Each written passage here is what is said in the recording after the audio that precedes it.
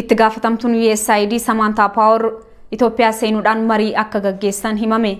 Dhimma dhiibbaa mirga namummaa Itoophiyaa keessaa fakkaataa deeggarsa kennuu irratti marii taasisuuf hooggantuun USAID har'a magaalaa Finfinnee akka galan gabaafame. Naannoo Tigraay keessatti sababa lolaan miidhaa uummatarra ga'e dandamachiisuuf dhaabbanni isaanii gargaarsa doolaara miliyoona 105 kennuusaa kan beekamu ammas dabalataan akka doolaara miliyoona 149 kennuu waadaan seenamuun eeramee jira. Beela naannoo Tigraay keessatti xumura gochuuf qaamolee dhimmichi ilaalu waliin danqaa malee gargaarsi uummataa akka qaqqabu marii taasisuuf akka jiran himame.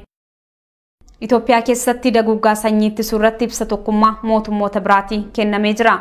Dhimma ittisa yakkaa fi daguuggaa sanyiif gorsa addaa muummichaa barreessaa tokkummaa mootummootaa kan ta'an Alice Waarium Itoophiyaa keessatti hokkarri gosa hammaachuu fi naannoo Tigraayiif kutaalee biyyattii kabiroo Affaar, Somaalee, Oromiyaa fi naannolee Amaaraa keessatti seera namoomaa sadarkaa addunyaa fi seera mirga namoomaa irratti dhiittaa hamaan itti fufuunsaa kan isa yaaddeesse ta'uu ibsaniiru. Gorsaan addaa kun gurraandhala 5 bara 2021 ibsaa haala biyyattii ilaalchisee yaaddoo qaban ibsanii turan irra deebi'anii jiru. Erga walitti bu'iinsi naannoo Tigraay jalqabee gorsaan addaa kun gabaasa dhiittaa mirga namaa hokkora humnaan gudeeddii ijoollee loltummaa fi filachuu namoota addan baasiin hidhuu gosa tokko irratti fuulleeffatanii ajjechaa raawwachuun gareelee maraan raawwatamuusaaf yeroo ammaa immoo kutaalee biyyattii kabirootti illee babal'achuu dubbatan olaantummaa seeraa kabajuun gad adeemaa dhufuusaa fi Tigraay keessatti dhiittaa mirga namaa hokkorri akka dhaabbatu kan gumiin mirga namaa dhiyeenya waamicha dabarse irra deebi'anii jiru. Gorsaan addaa kun ibsawwan dubbii tuqatan kan hoogganoota siyaasaa olaanoo fi gareeleen hidhatan baasan illee balaaleffatanii jiru. Haasaa jibbiinsaa gama miidiyaa hawaasaan kan raabsamanitti dabalamee muddama gosa biyyattii keessaa hammeessaa jiran mootummaan Itoophiyaa hokkorri itti dabalaa fi muddama hawaasaalee gidduu kan sadarkaa hamaarra ga'e ittisuuf tattaaffii gochuudhaan itti gaafatama isaa akka bahu itti gaafatamni kunis dubbii fi wal barbaaduun akka dhaabbatu hojjechuu gaafadhaa jedhan. Mirgi sabaa fi sablammoota Itoophiyaa yookiin loogii siyaasaa malee mirgi uummata maraa eegamuun dirqama kan jedhan kanneen dhiittaa mirga namaaf itti gaafataman seeraan gaafatamuu akka qaban gorsaan addaa kun yaadachiisanii jiru. Kana gochuu dhabuun yakka sadarkaa addunyaa kan Itoophiyaa ittisuuf dirqamni irra jiruu fi akkan yaaddeessaadha jedhan. Gorsaan addaa kun biyyattii keessaa namoota balaa fi saaxilamaniif eegumsa gochuuf yaalii ta'uu akka jabeessan qaamonni dhimmi ilaaluu fi hawaasa addunyaaf waamicha dabarsanii jiru. Gabaasni kun kan VOA Afaan Oromooti.